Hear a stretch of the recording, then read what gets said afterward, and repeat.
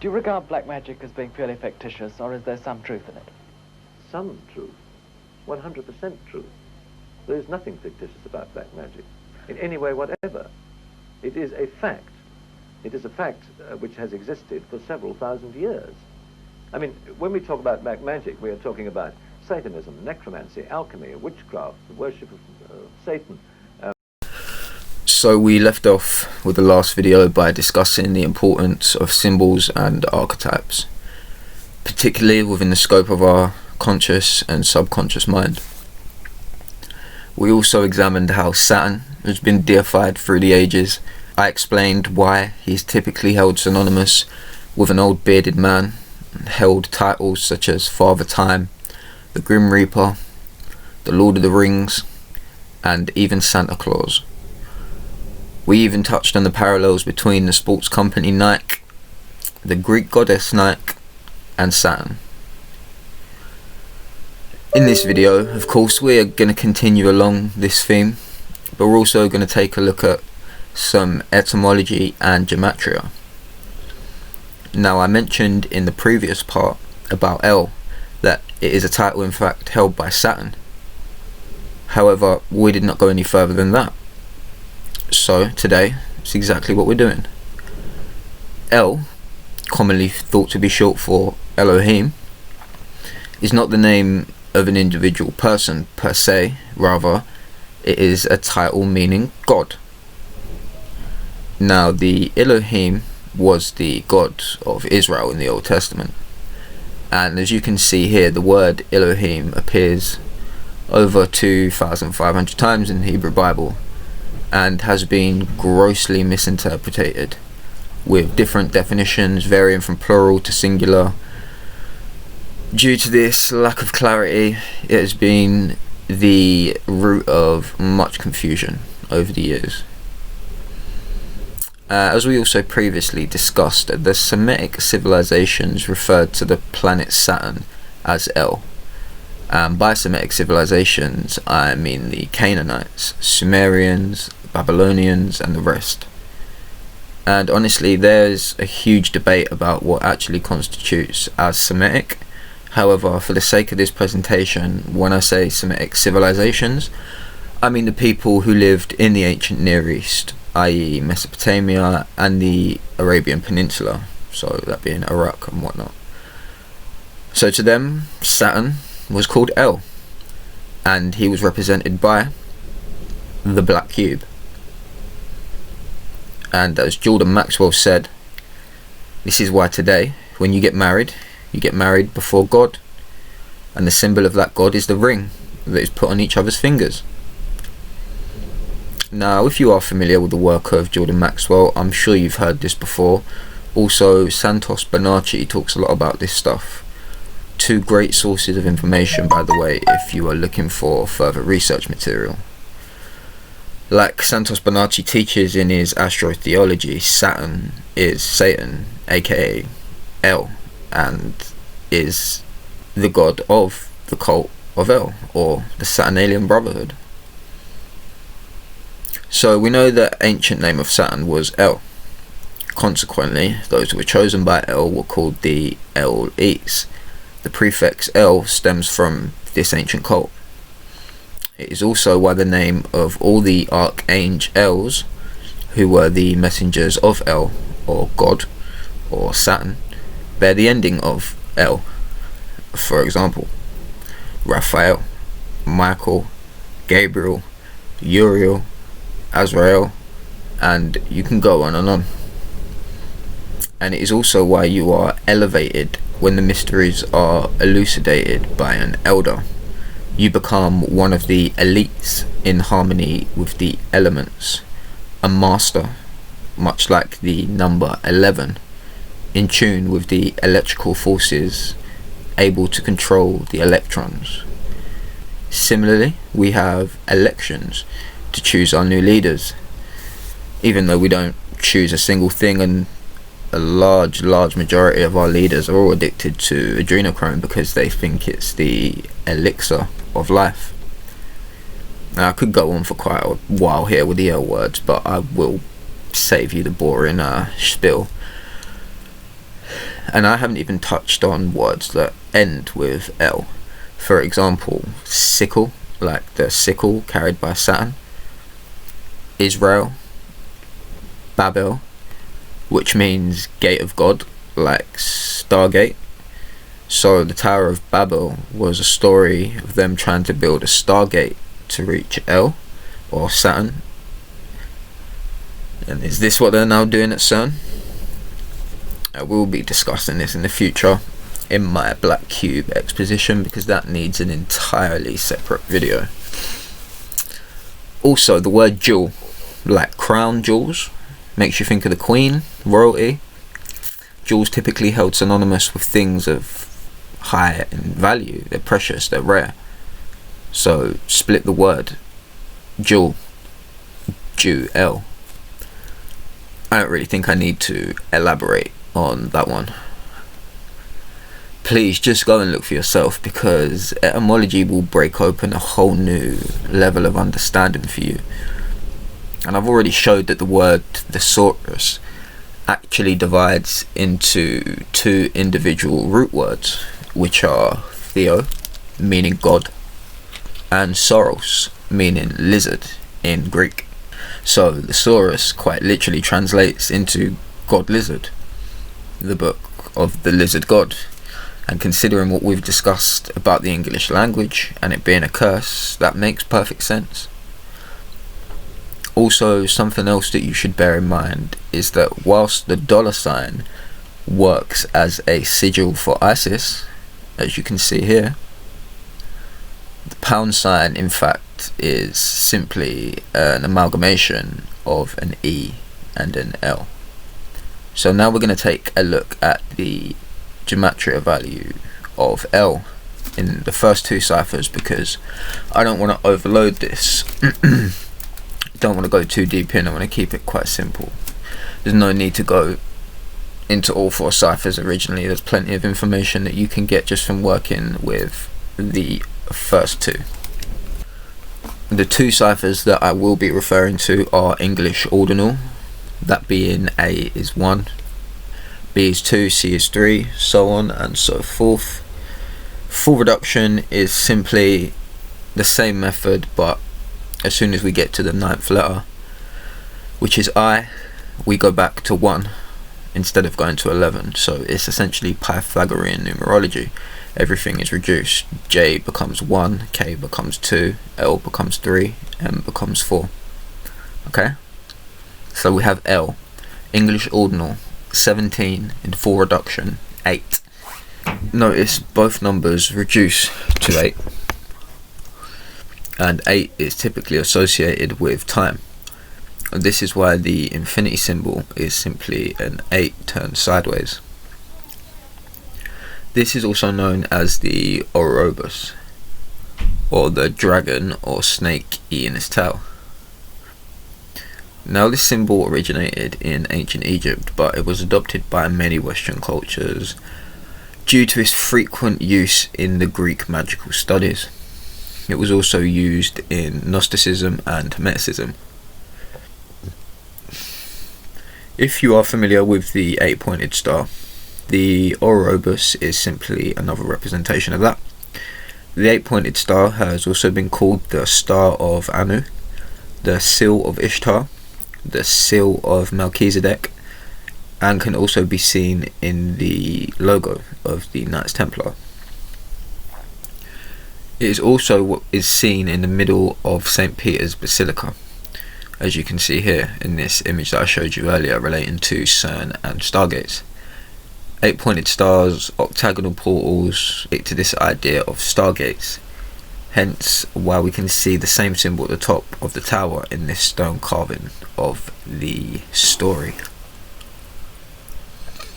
As you can see, this symbol goes way back to Semitic civilizations, so it has been around for literally thousands of years.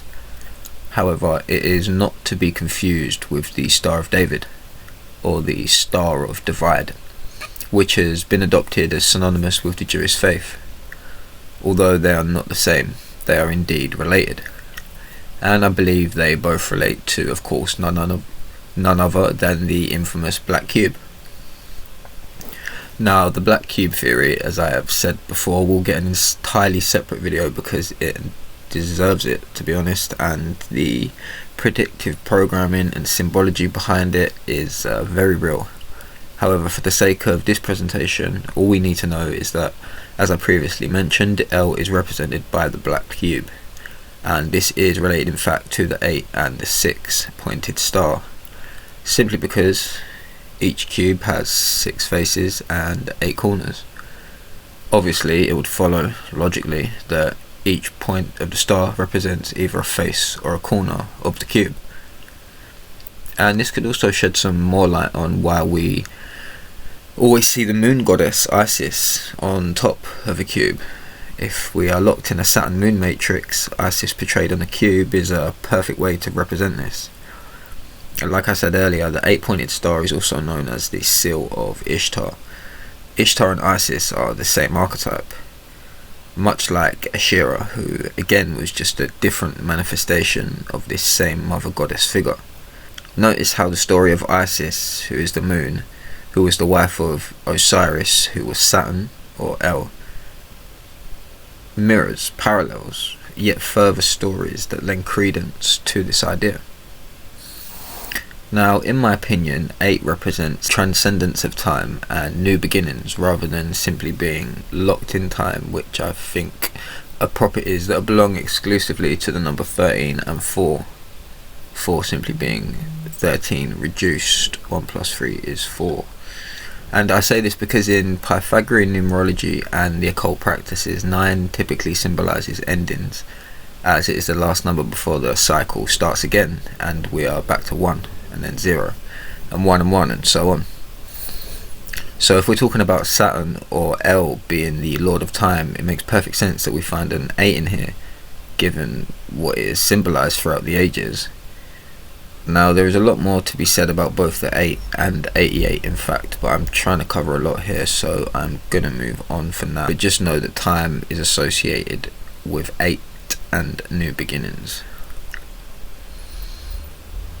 Okay, so when we're talking about Saturn, we cannot go without mentioning the number 93. As you can see here, Saturn has an ordinal value of 93. Now, this is important because the number 93 is of great significance in Thelema. If you're not aware of what Thelema is, you can do some research on it. I don't have enough time to go all the way into it right now.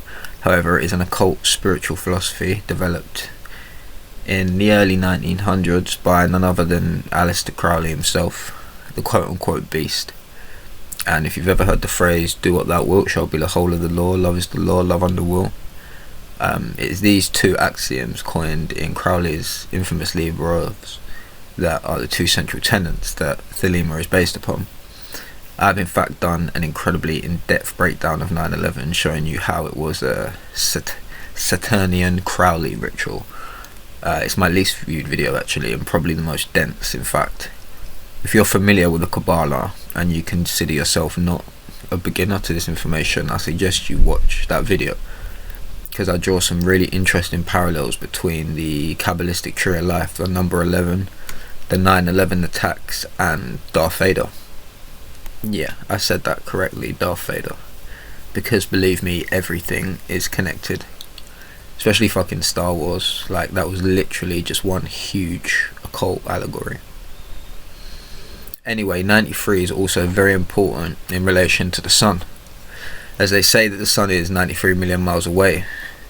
And doesn't it seem fitting that Saturn also has a Gematria value of 93 if it used to be our quote-unquote sun? Is that a hint? Let's take a look at some of the other 93s. Okay, so the black cube sum to 93. Pretty self-explanatory. Now, previously in the part 1, I showed you the Pope sporting his Dogon hat that the priests wear with his 8-pointed star on it. Well, I'm sure you're all aware that the Catholic Church has a serious problem with pedophilia. There's 3 popes, white, black and grey. We're only ever shown the white. And Catholicism honestly is just really badly disguised Saturn worship. Again, this topic has been covered extensively by people like Jordan Maxwell, Santos Bonacci, and many others. However, why I'm mentioning it is because when a pope issues some form of public decree, it is known as a papal bull, which sums to 93. Surprise, surprise. But not only that, papal bull, papal bow. I mean, once you get on this stuff, the connections don't stop. You see them left, right, and centre.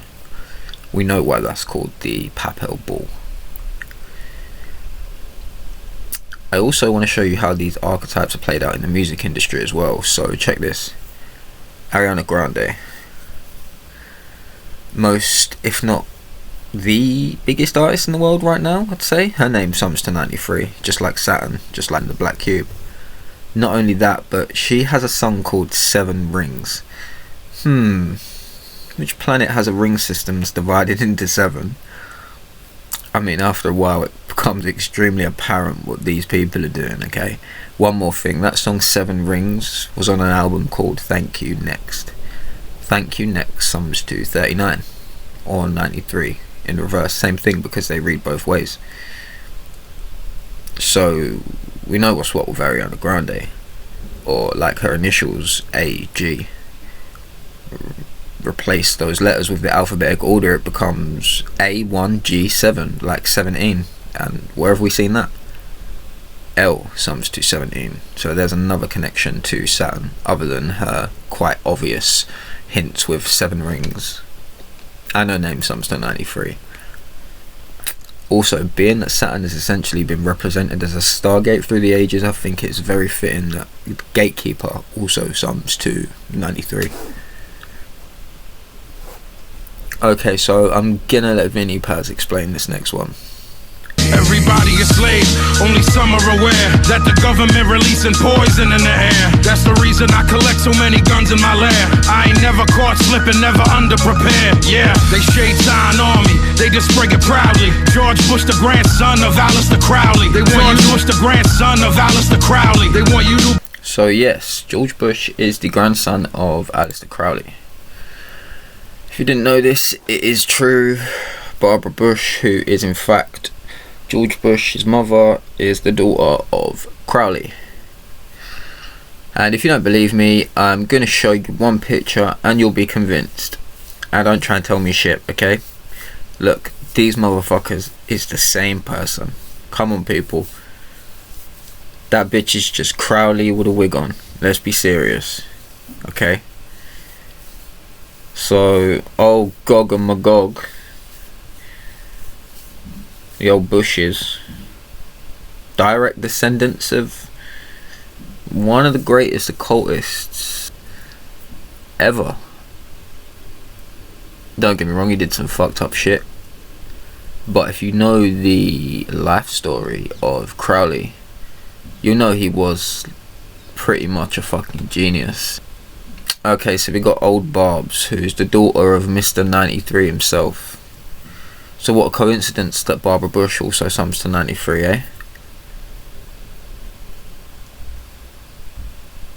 So I just remembered this, and I was going to forget to mention this, so let me say it now. So in Hollywood, you got their celebrity statuses are ranked, right? So we have A-listers, B-listers, and so on and so forth. Now, I'm pretty sure you know all A-list Hollywood stars, I don't really care who they are, have been initiated, because you don't get to those levels of notoriety and break through plateaus without going through the rites of initiation, okay?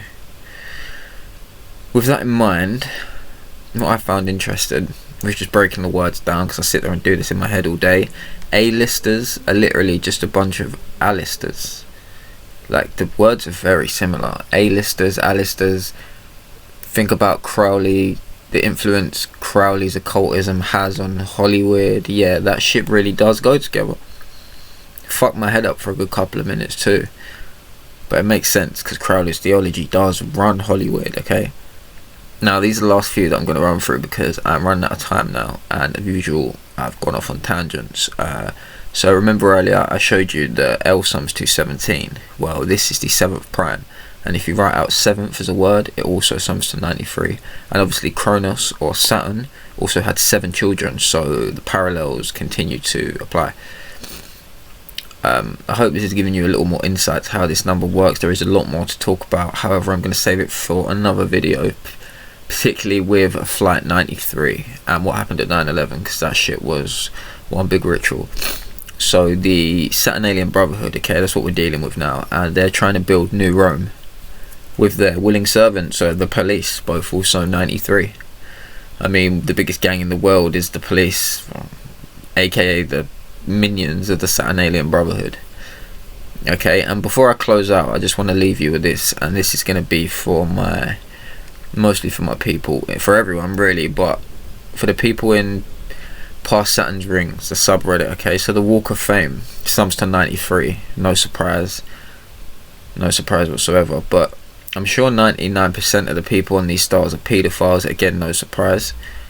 That's why half of them names have been defaced and scribbled out. But when I got this picture up of the Walk of Fame, I noticed each star sits in a black marble square, right?